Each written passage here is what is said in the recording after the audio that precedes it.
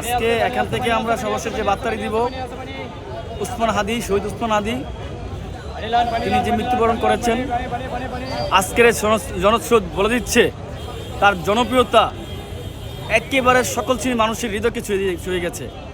আমরা এখানে গেছি, আমি কুমিল্লা থেকে এসেছি, সারা রাত জার্নি করেছি শুধু এই জানাজায় অংশ করার জন্য। উসমান হাদি গত 1 বছরে আমাদেরকে দেশপ্রেম কী জিনিস এবং দেশপ্রেম কীভাবে মানুষের মনকে জয় করে নিয়ে যায়, উসমানে তার অন্যতম উদাহরণ। আমি বলে দিতে চাই, স্বরাষ্ট্র উপদেষ্টা তো সে তো মানে কি বলবো, তার তো কাজ হচ্ছে আলু পেঁয়াজ এবং সামরিক প্রশাসনিক যে সে উনি পরিদর্শনে যান, গিয়েছে দেখেন রান্না বান্না হয় কিনা, পেঁয়াজ আলুতে তরকারি ঠিক আছে কিনা, লবণ ঠিক আছে কিনা। একজন স্বরাষ্ট্র উপদেষ্টা যদি ওই রান্না করে কিচেনে আবদ্ধ থাকে, এই দেশের প্রতিটা জনগণকে কে নিরাপত্তা দেবে? নিরাপত্তার যে বিষয়টা সেটা ছিল স্বরাষ্ট্র উপদেষ্টার। তিনি একেবারে ব্যর্থ হয়েছেন।